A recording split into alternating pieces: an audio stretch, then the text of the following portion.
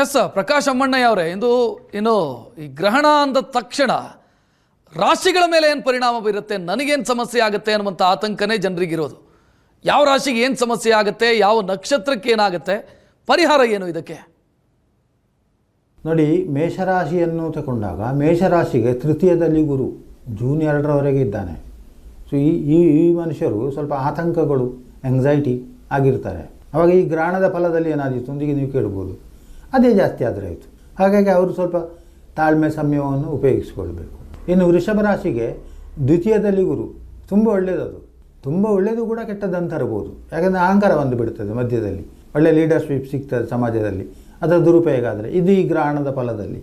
ಹಾಗಾಗಿ ವೃಷಭ ರಾಶಿಯವರು ಕೂಡ ತುಂಬ ಎಚ್ಚರಿಕೆಯಿಂದ ತನಗೆ ಬಂದಿರುವಂತಹ ಭಾಗ್ಯವನ್ನು ಇಂಪ್ಲಿಮೆಂಟ್ ಮಾಡುವಾಗ ಸ್ವಲ್ಪ ಎಚ್ಚರಿಕೆಯಿಂದ ಇರಬೇಕು. ಇನ್ನು ಮಿಥುನ ರಾಶಿಯವರು ಜನ್ಮೇ ಗುರು ದುಃಖದಾಯಕ ಅಂತ ಹೇಳ್ತಾರೆ, ದುಃಖವನ್ನು ತರ್ತಾನೆ ಅಂತೇಳಿ. ಆವಾಗ ಎಂಥ ದುಃಖಗಳಂದರೆ ಅನಾರೋಗ್ಯಗಳು, ದೇಹಕ್ಕೆ ಆರೋಗ್ಯದ ಸಮಸ್ಯೆಗಳು ಬರುವಂಥದ್ದು, ಇದು ಕೂಡ ಈ ಗ್ರಹಣದ ಫಲದಲ್ಲಿ ಹೆಚ್ಚಾಗಲಿಕ್ಕೆ ಸಾಧ್ಯತೆ ಉಂಟು. ಕರ್ಕಾಟಕ ರಾಶಿಗೆ ವ್ಯಯದಲ್ಲಿ ಗುರು, ಅವರಿಗೆ ಪಕ್ಕನೇ ಅರ್ಥ ಆಗುವುದಿಲ್ಲ. ಕರ್ಕಾಟಕ ರಾಶಿಯವರಿಗೆ ಒಂದು ವಿಚಾರವನ್ನು ಹೇಳಿದಾಗ ಪಕ್ಕನೇ ಅರ್ಥ ಆಗುವುದಿಲ್ಲ, ಎರಡೆರಡು ಸಲ ಹೇಳಬೇಕಾಗ್ತದೆ. ಆವಾಗ ಅಂದರೆ ಅವರ ಜ್ಞಾನ ಅದನ್ನು ಇಮಿಡಿಯೇಟ್ ರಿಸೀವ್ ಮಾಡೋದಿಲ್ಲ. ಆಗ ಅಂಥವರಿಗೆ ಇಂಥದ್ದೊಂದು ಸಂದರ್ಭಗಳು, ವಾತಾವರಣದ ದೋಷಗಳು ಬಂದಾಗ ಅದು ಕೆಲಸ ಮಾಡ್ತದೆ, ಅರ್ಥ ಆಗದೆ ಹೋಗುವಂಥದ್ದು. ಉದಾಹರಣೆಗೆ ಒಂದು ವಾಹನದಲ್ಲಿ ನಾವು ಹೋಗ್ತಾ ಇರ್ತೇವೆ, ಒಂದು ಫಲಕಗಳು ಅರ್ಥ ಆಗೋದಿಲ್ಲ, ಏನಾದೀತು ಯೋಚನೆ ಮಾಡಿ. ಸೊ ಅಂಥದ್ದೆಲ್ಲ ಸಂದರ್ಭಗಳು ಬಂದಿತ್ತು. ಇನ್ನು ಸಿಂಹರಾಶಿಗೆ ಎಲ್ಲ ಕಡೆಯೂ ಕೂಡ ಸನ್ಮಾನ, ಪ್ರಶಂಸೆಗಳು ಎಲ್ಲ ಬರ್ತದೆ. ಅದರಿಂದ ಅಹಂಕಾರ ಬಂದರೆ ಆವಾಗಲೂ ಕೂಡ ತೊಂದರೆ ಬರ್ತದೆ. ಹಾಗೆ ಸಿಂಹರಾಶಿಗೆ ಒಳ್ಳೆಯದೂ ಇದೆ, ಆ ಒಳ್ಳೆಯದರಿಂದ ಕೆಟ್ಟದ್ದು ಇದೆ. ಕನ್ಯಾ ರಾಶಿಗೆ ಕರ್ಮದಲ್ಲಿ ಬದಲಾವಣೆಗಳಾಗುವಂಥ ಒಂದು ಪರ್ವಕಾಲ, ಜೂನ್ 2ರವರೆಗೆ ಬದಲಾವಣೆ ಆಗ್ತದೆ. ಈ ಕಂಪನಿಯನ್ನು ಬಿಟ್ಟು ಇನ್ನೊಂದು ಕಂಪನಿಗೆ ಹೋಗ್ತಾರೆ, ಅಲ್ಲಿ ಸರಿ ಉಂಟಾ ಇಲ್ಲೋ ಅಂತೇಳಿ ನೋಡುವುದಿಲ್ಲ, ಅಲ್ಲಿ ಸ್ವಲ್ಪ ಸಂಬಳ ಜಾಸ್ತಿ ಕೊಡ್ತಾರೆ ಅಂತೇಳಿ. ಅಲ್ಲಿ ಹೋದ ಮೇಲೆ ಅವರಿಗೆ ಅಲ್ಲಿ ದುಃಖ ಬರ್ತದೆ. ಆವಾಗ ಈ ವಿವೇಚನೆಗಳು ಇಂತಹ ಖಿನ್ನತೆಯ ಕಾಲದಲ್ಲಿ ಬಂದರೆ ಸಮಸ್ಯೆ ಬರ್ತದೆ. ಇನ್ನು ತುಲಾರಾಶಿಗೆ ಭಾಗ್ಯದಲ್ಲಿ ಗುರು, ಈ ತುಲಾರಾಶಿಯವರಿಗೆ ತೀರ್ಥಯಾತ್ರೆ ಮಾಡುವಂಥದ್ದು, ಬೇರೆ ಬೇರೆ ಕಡೆ ಹೋಗುವಂಥದ್ದು, ಇಂಥದ್ದೆಲ್ಲ ಒಂದು ಅವಕಾಶಗಳು ಬರ್ತದೆ. ಅದೇ ಅಫ್ಘಾನಿಸ್ತಾನವೋ ಇರಾನಿಗೆ ಹೋಗಿಬಿಟ್ರೆ ಏನಾದಿತ್ತು, ಅಲ್ಲಿ ಕೂಡ ನಾವು ವಿವೇಚನೆ ಬೇಕು. ಇನ್ನು ವೃಶ್ಚಿಕ ರಾಶಿಗೆ ಎಲ್ಲ ಕಡೆ ಒಂದು ರೀತಿಯ ನೆಗೆಟಿವಿಟೀಸ್, ಅಂದರೆ ಅವಮಾನ ಮಾಡುವಂಥದ್ದು ಅಥವಾ ತನ್ನ ಕೆಲಸ ಆಗದೇ ಇರುವಂಥದ್ದು, ಇಂಥದ್ದೆಲ್ಲ ತೊಂದರೆಗಳು ಬರ್ತದೆ. ಆವಾಗ ನಾವು ಏನು ಮಾಡಬೇಕು, ತಾಳ್ಮೆ ಸಂಯಮ ಬೇಕು. ಅದಕ್ಕೆ ಈ ಗ್ರಹಣಗಳ ಎಫೆಕ್ಟ್ ಆಗದಂತೆ ಹೇಗೆ ಇರಬೇಕು ಇದನ್ನು ಯೋಚನೆ ಮಾಡಿಕೊಂಡ್ರಾಯಿತು. ಧನುರಾಶಿಗೆ ಸಪ್ತಮದಲ್ಲಿ ಗುರು, ಅವರಿಗೆ ವಿವಾಹಕ್ಕೆ ಒಂದು ಯೋಗ್ಯ ಕಾಲ. ವಿವಾಹಿತರಿಗಲ್ಲ, ಅವಿವಾಹಿತರಿಗೆ ವಿವಾಹಕ್ಕೆ ಯೋಗ್ಯ ಕಾಲ. ಆಗ ಅವರು ತಕ್ಷಣ ಒಂದು ಹುಡುಗಿಯನ್ನು ಒಂದು ಹುಡುಗನನ್ನು ಒಪ್ಪಿಬಿಡ್ತಾರೆ. ಅಂದರೆ ಆ ಯೋಗ ಹೇಳ್ತದೆ ಅದು, ನೀವು ಮದುವೆ ಆಗ್ಬೋದು ಅಂಥೇಳಿ. ಅಲ್ಲಿ ವಿವೇಚನೆ ಬೇಕು ಎಂಥದ್ದು ಅಂತೇಳಿ, ಇಲ್ಲಂದರೆ ಮುಂದಕ್ಕೆ ಸಮಸ್ಯೆ ಬಂದರೆ. ಯಾಕೆ ಮುಂದಕ್ಕೆ ಜೂನ್ 2ರ ನಂತರ ಅಷ್ಟಮಕ್ಕೆ ಹೋಗೋದು ಗುರು, ಆವಾಗ ಜಾಗ್ರತೆ ಬೇಕು. ಮಕರ ರಾಶಿಗೆ ತೃತೀಯದಲ್ಲಿ ಶನಿ, ಎಲ್ಲದರಲ್ಲಿಯೂ ಕೂಡ ಜಯ ಅವರಿಗೆ, ಸೌಭಾಗ್ಯವನ್ನು ಕೊಡುವಂಥ ಶನಿ ತೃತೀಯದಲ್ಲಿ. ಆದರೆ ಗುರು ಈಗ ಸದ್ಯಕ್ಕೆ ಷಷ್ಠಾಷ್ಟಮದಲ್ಲಿದ್ದಾನೆ. ಅನಾರೋಗ್ಯಗಳು ಆ ಒಳ್ಳೆತನವನ್ನು ನಮಗೆ ಹಿಡ್ಕೊಳ್ಳಿಕ್ಕೆ ಬಿಡುವುದಿಲ್ಲ, ಉಪದ್ರ ಕೊಡ್ತದೆ. ಆವಾಗ ನಮಗೆ ಉಪಾಯಗಳು ಕೆಲವು ಬೇಕಾಗ್ತವೆ, ವಿವೇಚನೆ ಇದ್ದರೆ ಉಪಾಯಗಳು ಬರ್ತವೆ ಹೇಗೆ ಪಡಿಬೇಕು ಅಂತೇಳಿ. ಇನ್ನು ಕುಂಭರಾಶಿಗೆ ಪಂಚಮದಲ್ಲಿ ಗುರು, ಯಾರೋ ವಿದ್ಯಾರ್ಥಿಗಳು ವಿದೇಶ ಪ್ರಯಾಣವೋ ಇನ್ನೇನಾದರೂ ಹೊಸ ಅಧ್ಯಯನ ಮಾಡುವಂಥದ್ದು, ಹೈಯರ್ ಎಜುಕೇಷನ್ ಮಾಡುವಂಥದ್ದು ಎಲ್ಲ ಯೋಗಗಳು ಉಂಟು. ಆದರೆ ಪೂರ್ವಾಪರ ಯೋಚನೆ ಮಾಡದೆ ನಾನು ಅದು ಮಾಡ್ತೇನೆ ಇದು ಮಾಡ್ತೇನೆ ಅಂತ ಹೇಳಿದರೆ ಯಾವುದೋ ಒಂದು ಕ್ಷಣಕ್ಕೆ ನಾನು ಡಾಕ್ಟರ್ ಆಗಬೇಕು ಅಂತೇಳಿ ಕಾಣ್ತದೆ. ಇನ್ನೊಬ್ಬ ನನ್ನ ಮಿತ್ರನ ನೋಡುವಾಗ ಮತ್ತೊಮ್ಮೆ ಇಂಜಿನಿಯರ್ ಆಗಬೇಕು ಅಂತ ಕಾಣ್ತದೆ.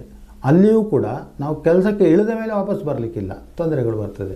ಆವಾಗ ಅದು ಕೂಡ ಈ ಗ್ರಹಣದ ಫಲದಲ್ಲಿ ಅಂಥ ಒಂದು ಮನಸ್ಸನ್ನು ಅಲ್ಲೋಲ ಕಲ್ಲೋಲ ಉಂಟು. ಈ ಪಾತ್ರೆಯಲ್ಲಿ ನೀರಿಟ್ಟಾಗೆ ಫುಲ್ಲು ನೀರಿದೆ, ಸುಮ್ಮನೆ ಒಂದು ಬೆರಳಿಗೆ ಮಾಡಿಸಿಬಿಡಿ, ಆ ನೀರು ಹೊರಗೆ ಚೆಲ್ಲಿ ಬಿಡ್ತದೆ, ನೀರು ವೇಸ್ಟ್ ಆಗ್ತದೆ ಅಂತ. ಇನ್ನು ಮೀನರಾಶಿಗೆ ಚತುರ್ಥದಲ್ಲಿ ಗುರು, ಭೂ ಖರೀದಿ ಯೋಗಗಳು ಇತ್ಯಾದಿಗಳೆಲ್ಲ ಉಂಟು. ಅಲ್ಲಿಯೂ ಕೂಡ ಸಮಸ್ಯೆ ಬರ್ಬೋದು, ರೆಕಾರ್ಡ್ ಸರಿ ಇಲ್ಲದೆ ಇರ್ಬೋದು. ಯಾಕೆ ನಮಗೆ ಹಿತ ಆಗಿರ್ತದೆ, ಆ ಭೂಮಿಯನ್ನು ನೋಡೋದು ನಮಗೆ ತುಂಬ ಖುಷಿಯಾಗಿರ್ತದೆ, ಇದು ಬೇಕು ಅಂತೇಳಿ. ಯಾರೋ ನಿಮ್ಮಂಥ ಮಿತ್ರರು ಹೇಳ್ತಾರೆ, ಅದು ಬೇಡ ಮಾರೆ ಸ್ವಲ್ಪ ರೆಕಾರ್ಡ್ ನೋಡಿಕೊ ಅಂತೇಳಿ. ಆವಾಗ ಇಲ್ಲ ಅದನ್ನೆಲ್ಲ ಸರಿ ಮಾಡಿಕೊಳ್ತೇನೆ. ಭೂಮಿ ತೆಗೆದ ಮೇಲೆ ಸಂಕಟಗಳು ಶುರುವಾಗೋದು. ಆವಾಗ ನಾವು ಮೊದಲಾಗಿ ಅಳಿಯುವುದು ಯಾರನ್ನೋದೇ ದೇವರು ನನಗೆ ತೊಂದರೆ ಕೊಟ್ಟ, ದೇವರನ್ನು ನಂಬಿ ನಾನು ಆ ದೇವಸ್ಥಾನಕ್ಕೆ ಹೋಗಿದ್ದೇನೆ, ಈ ದೇವಸ್ಥಾನಕ್ಕೆ ಹೋಗಿದ್ದೇನೆ. ದೇವರು ಯಾರಿಗೂ ತೊಂದರೆ ಕೊಡುವುದಿಲ್ಲ. ದೇವರ ನಿಯಮಗಳನ್ನು ನಾವು ಪಾಲಿಸಿದರೆ ಖಂಡಿತವಾಗಿ ಕೂಡ ನಾವು ಏನು ಕೇಳ್ತೇವೆ ದೇವರು ಅದನ್ನು ಕೊಡ್ತಾನೆ. ಇಲ್ಲಿ ಪೂರ್ವದಲ್ಲಿ ಚಂದ್ರನಿಗೆ ಗ್ರಹಣ ಹಿಡಿದು ಅವನು ಚಂದ್ರೋದಯದ ಕಾಲದಲ್ಲಿ ಒಂದು ಸ್ವಲ್ಪ ಗ್ರಹಣದ ವೀಕ್ಷಣೆಯನ್ನು ಮಾಡಬಹುದು. ಭಾರತ ದೇಶದಲ್ಲಿ ಸಾಧಾರಣ ಪೂರ್ವ ರಾಜ್ಯಗಳಿಗೆಲ್ಲ ಇದು ಕಾಣಲಿಕ್ಕೆ ಸಿಗ್ತದೆ, ನಮಗೂ ಕಾಣಲಿಕ್ಕೆ ಸಿಗ್ತದೆ. ಸೊ ಇಂತಹ ಗ್ರಹಣಗಳು ಒಂದು ಖಗೋಳ ವೈಚಿತ್ರ್ಯ ಆದರೂ ಕೂಡ ಇಲ್ಲಿ ಇನ್ನೊಂದು ನಾನು ನೆನಪಿಸಿರುವುದಕ್ಕೆ, ಸರಿ 6 ತಿಂಗಳ ಹಿಂದೆ ಚಂದ್ರಗ್ರಹಣ ಬಂದಿತ್ತು, ಖಗ್ರಾಸ ಚಂದ್ರಗ್ರಹಣ. ಇಲ್ಲಿ 6 ತಿಂಗಳಿಗೊಮ್ಮೆ ಚಂದ್ರಗ್ರಹಣ ಬಂತು ಅಂತ ಹೇಳಿದರೆ ಇದೊಂದು ದುರಂತದ ಸೂಚನೆ ಅಂತ ಕೂಡ ಹೇಳ್ಬೋದು. ಒಂದು ಕಡೆಯಿಂದ ವೀಕ್ಷಣೆ ಮಾಡುವವರಿಗೆ, ಸಂಶೋಧನೆ ಮಾಡುವವರಿಗೆ ಅದೊಂದು ವಸ್ತುವು ಆಗಿರ್ಬೋದು, ಮತ್ತೊಂದು ಅದರ ಪರಿಣಾಮಗಳ ಬಗ್ಗೆ ಯೋಚನೆ ಮಾಡುವವರಿಗೆ ಅದು ಕೂಡ ಒಂದು ವಿಚಾರವೇ ಆಗ್ತದೆ. ಇದು ಖಗ್ರಾಸ ಗ್ರಹಣ, ಪೂರ್ಣ ಗ್ರಹಣ ಆಗಿರ್ತದೆ. ಪೂರ್ವ ರಾಷ್ಟ್ರಗಳು ಅಥವಾ ನಾರ್ತ್ ಈಸ್ಟ್ ರಾಜ್ಯಗಳು, ಇಲ್ಲಿಗೆಲ್ಲ ಇದರ ಪ್ರಭಾವಗಳು ಜಾಸ್ತಿ ಆಗ್ತದೆ. ನಮ್ಮ ಪೂರ್ವಜರು ಏನು ಮಾಡಿದ್ರು ಅಂತೇಳಿ, ಗ್ರಹಣ ಬಂದಾಗ ಅದಕ್ಕೆ ಏನೇನು ನಾವು ಮುಂಜಾಗ್ರತಾ ಕ್ರಮಗಳು, ಅದರಿಂದ ಬರುವಂತಹ ತೊಂದರೆಗಳೇನುಂಟು ಅದಕ್ಕೆ ಬೇಕಾಗಿ ಕೆಲವು ವೃತ ನಿಯಮಗಳನ್ನು ಇದನ್ನೆಲ್ಲ ಹೇಳಿಕೊಂಡು ಬಂದರು. ಅದನ್ನು ನಾವು ಮೂಢನಂಬಿಕೆ, ನಾನು ಅದನ್ನು ನಂಬುವುದಿಲ್ಲ ಅಂತ ಹೇಳಿದರೆ ಅದಕ್ಕೇನು, ಗ್ರಹಣಕ್ಕೇನು, ಅದಕ್ಕೇನು ತೊಂದರೆ ಇಲ್ಲ, ಅದು ಅದರ ಕೆಲಸವನ್ನು ಮಾಡಿಕೊಂಡು ಹೋಗ್ತದೆ. ಇದು ಚಂದ್ರನು ಮನೋಕಾರಕನಾಗ್ತಾನೆ. ಸರಿ, ಈಗ ಸಮಸ್ಯೆಗಳಿದ್ದಾವೆ ಅಂತ ಹೇಳಿದ್ರಿ, ಸಮಸ್ಯೆಗಳಿಗೆ ಏನು ಪರಿಹಾರ? ಶಾಸ್ತ್ರಗಳಲ್ಲಿ ಏನಿದೆ ಪರಿಹಾರ? ಲೆಕ್ಕ ಪ್ರಕಾರದಲ್ಲಿ ಹೇಗೆಂದರೆ ಸೂರ್ಯೋದಯದಿಂದ ಸೂರ್ಯೋದಯದವರೆಗೆ ನಾವು ಸೂರ್ಯನನ್ನು ಆಚರಣೆ ಮಾಡಲೇಬೇಕಾಗ್ತದೆ. ಚಂದ್ರೋದಯದಿಂದ ಚಂದ್ರಾಸ್ತದವರೆಗೆ ನಾವು ಚಂದ್ರನ ಇದು ಆರಾಧನೆ ಮಾಡಲೇಬೇಕಾಗ್ತದೆ. ಹಾಗಾಗಿ ಇಲ್ಲಿ ಒಂದು ಕನ್ಸೆಷನ್ ಏನು ಅಂತ ಹೇಳಿದರೆ, ಸ್ವಲ್ಪ ಗ್ರಹಣ ನಮಗೆ ಕಾಣುವಂಥದ್ದು 6:48 ಕಾಣುತ್ತದೆ. ಆ ಗ್ರಹಣ ಕಳೆದ ನಂತರ ನೀವು ಸ್ನಾನ ಮಾಡಿ ಮತ್ತೊಂದು ಗಂಟೆ ಬಿಟ್ಟು ಆದಷ್ಟು ಘನ ಆಹಾರ ಬೇಡ, ಲಘು ಆಹಾರಗಳನ್ನು ಸೇವನೆ ಮಾಡಿದರೆ ನಿಮ್ಮ ಮನಸ್ಸು ಹತೋಟಿಗೆ ಬರ್ತದೆ. ಯಾವಾಗಲೂ ನಮ್ಮ ಮನಸ್ಸು ಹತೋಟಿ ತಪ್ಪುವುದು ಆಹಾರ ನಿಯಮ ತಪ್ಪಿದಾಗ ಮಾತ್ರ. ಸೊ ಅದಕ್ಕೆ ಬೇಕಾಗಿ ಹಾಗೆ ಮಾಡಬಹುದು. ಇನ್ನು ಈ ಗ್ರಹಣ ಕಾಲದಲ್ಲಿ ಏನು ಮಾಡಬೇಕು? ಅದೆಲ್ಲಿಯೋ ಮಲೇಷ್ಯಾ ಆ ಕಡೆ ಗ್ರಹಣ ಇರ್ಬೋದು, ಆದರೂ ಚಂದ್ರ ನಮಗೆ ಒಬ್ಬನೇ, ಭೂಮಿಗೆ ಸೂರ್ಯಚಂದ್ರರು ಒಬ್ಬೊಬ್ಬರೇ ಇರುವಂಥದ್ದು. ಅವನಿಗೆ ತೊಂದರೆ ಬಂದಾಗ ಇದು ಆಧ್ಯಾತ್ಮಿಕವಾಗಿ ಯೋಚನೆ ಮಾಡುವಂಥದ್ದಲ್ಲ, ಲೌಕಿಕವಾಗಿ ನಾವು ಯೋಚನೆ ಮಾಡಿದಾಗ ಆ ಚಂದ್ರನ ಪ್ರಯುಕ್ತ ಅದರಿಂದ ನಮಗೆ ತೊಂದರೆಗಳು ಬರ್ಬೋದು ಅಂತ ಹೇಳಿಕೊಂಡು ಆ ಗ್ರಹಣ ಕಾಲದಲ್ಲಿ ಸ್ನಾನ ಮಾಡಬೇಕು. ತಣ್ಣೀರಿನಲ್ಲಿ ಸ್ನಾನ ಮಾಡಬೇಕು. ಸ್ನಾನ ಮಾಡಿದಾಗ ಅದೊಂದು ಅನುಭವವೇ ಬೇರೆ. ತಣ್ಣೀರು ತಲೆಗೆ ಹಾಕಿಕೊಂಡಾಗ ಅದರ ಅನುಭವವೇ ಬೇರೆ. ಅಲ್ಲಿ ನಮಗೆ ಒಂದು ಕಾನ್ಸಂಟ್ರೇಷನ್ ಬರ್ತದೆ. ದೇವರ ಮುಂದೆ ದೀಪ ಹಚ್ಚಿ ಅಲ್ಲಿ ದೇವರ ಸ್ತುತಿಗಳನ್ನು, ಅವರವರಿಗೆ ಇಷ್ಟವಾದಂತಹ ಸ್ತುತಿಗಳನ್ನು ಮಾಡುವಂಥದ್ದು, ಇದನ್ನೆಲ್ಲ ಮಾಡಬೇಕು. ಗ್ರಹಣ ಮುಗಿದ ಮೇಲೆ ಮತ್ತೊಮ್ಮೆ ಆ ಮಲಿನತೆಯನ್ನು ಹೋಗಲಾಡಿಸಲಿಕ್ಕೆ ಬೇಕಾಗಿ ಮತ್ತೊಮ್ಮೆ ಸ್ನಾನ ಮಾಡಿ ಮತ್ತೆ ಪುನಃ ಸ್ವಲ್ಪ ದೇವತಾ ಸ್ತುತಿಗಳನ್ನೆಲ್ಲ ಮಾಡಿ ಸ್ವಲ್ಪ ಆಚೆ ಈಚೆ ಅಡ್ಡಾಡಿ ನಂತರ ಆಹಾರಗಳನ್ನು ಸೇವನೆ ಮಾಡಬೇಕು. ಆದಷ್ಟು ಆ ದಿವಸ ನೀವು ಹೊರಗಡೆ ರಸ್ತೆ ಬದಿಯ ಆಹಾರಗಳನ್ನೆಲ್ಲ ತಿನ್ನುವುದು ಅಷ್ಟು ಉತ್ತಮ ಆಗಿರುವುದಿಲ್ಲ. ಯಾಕಂದರೆ ಮೊದಲೇ ರಸ್ತೆ ಬದಿಯ ಆಹಾರಗಳಲ್ಲಿ ಮಲಿನತೆಗಳು ಜಾಸ್ತಿ ಇರ್ತದೆ. ಮನೆಯಲ್ಲಿ ಮಾಡಿದಂತಹ ಆಹಾರಗಳನ್ನು ಸೇವನೆ ಮಾಡುವಂಥದ್ದು ಉತ್ತಮ. ಟೋಟಲಿ ನಮ್ಮ ಸ್ವಾಸ್ಥ್ಯವನ್ನು ನಾವು ರಕ್ಷಣೆ ಮಾಡಿಕೊಳ್ಬೇಕು, ವೈದ್ಯರು ರಕ್ಷಣೆ ಮಾಡೋದಲ್ಲ. ವೈದ್ಯರು ಸ್ವಾಸ್ಥ್ಯ ಹಾಳಾದಾಗ ಟ್ರೀಟ್ಮೆಂಟ್ ಕೊಡಲಿಕ್ಕೆ ಬರ್ತಾರೆ. ನಾವು ಅದಕ್ಕೆ ಮೊದಲು ನಮ್ಮ ಸ್ವಾಸ್ಥ್ಯವನ್ನು, ನಮ್ಮ ಆರೋಗ್ಯವನ್ನು ನಾವೇ ಕಾಪಾಡಿಕೊಳ್ಬೇಕು. ಅತಿರೇಕ ಮಾಡಲಿಕ್ಕೆ ಹೋದರೆ ಸಮಸ್ಯೆಗಳು ಉಲ್ಬಣಿಸ್ತವೆ. ನೋಡಿ, ಎಲ್ಲ ರಾಶಿಗಳಿಗೂ ಕೂಡ ಖಲವು ದುರ್ಗಾ ಗಣಪತಿ ಅಂತ ಹೇಳಿದ್ದಾರೆ. ದುರ್ಗಾ ಅಂತ ಹೇಳಿದರೆ ಕೋಶ, ದೇಹಕ್ಕಿರುವಂಥ ಒಂದು ಕೋಶ ರಕ್ಷಣೆಗೆ.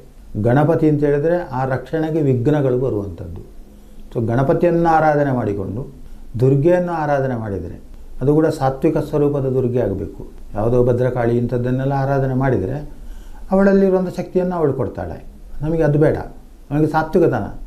ಲಕ್ಷ್ಮಿ ಅಂತ ಹೇಳಿದರೆ ನೆಮ್ಮದಿ. ಸೊ ಇದು ಕೂಡ ನಾವು ಆಲೋಚನೆ ಮಾಡಿಕೊಂಡು ಅದಕ್ಕೆ ಎಲ್ಲದಕ್ಕೂ ಕೂಡ ಲಕ್ಷ್ಮೀ ಸ್ತೋತ್ರ ಪಾರಾಯಣ ಮಾಡುವಂಥದ್ದು, ಸಪ್ತಹತಿ ಪಾರಾಯಣ ಮಾಡುವಂಥದ್ದು, ಯಾರ ಹತ್ರ ಅದು ಪಾರಾಯಣ ಮಾಡಿಸಿ ಅದನ್ನು ಶ್ರವಣ ಮಾಡುವಂಥದ್ದು, ದುರ್ಗಾ ದೇವಸ್ಥಾನಕ್ಕೆ ಹೋಗುವುದು. ಇನ್ನು ಗಣಪತಿಗೆ ಸೇವೆ, ಗಣಪತಿಗೆ ಇಷ್ಟವಾದದ್ದು ಅಂತೇಳಿದರೆ ಪಂಚಗಜ, 5 ನಮನೆಯ ಪಂಚ ಗ್ರಹರ ಸಂಬಂಧದಲ್ಲಿರುವಂತಹ ದ್ರವ್ಯಗಳನ್ನು ಹಾಕಿ ಮಾಡುವಂಥದ್ದು. ಆವಾಗ ದುರ್ಗೆ ಮತ್ತು ಗಣಪತಿಯನ್ನು ಹೆಚ್ಚಾಗಿ ಆರಾಧನೆ ಮಾಡಿದರೆ, ಕೈ ಮುಗಿದರೆ ತುಂಬ ಒಳ್ಳೆಯದು.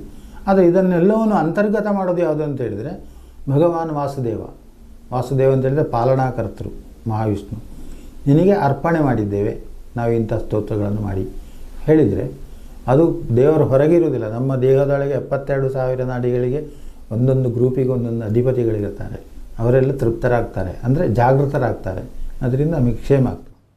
ಓಕೆ, ಥ್ಯಾಂಕ್ ಯು ಪ್ರಕಾಶ್ ಅಮ್ಮಣ್ಣಾಯ ಅವರೇ, ಸುವರ್ಣ ನ್ಯೂಸ್ ಜೊತೆಗೆ ಮಾತನಾಡಿದ್ದಕ್ಕೆ.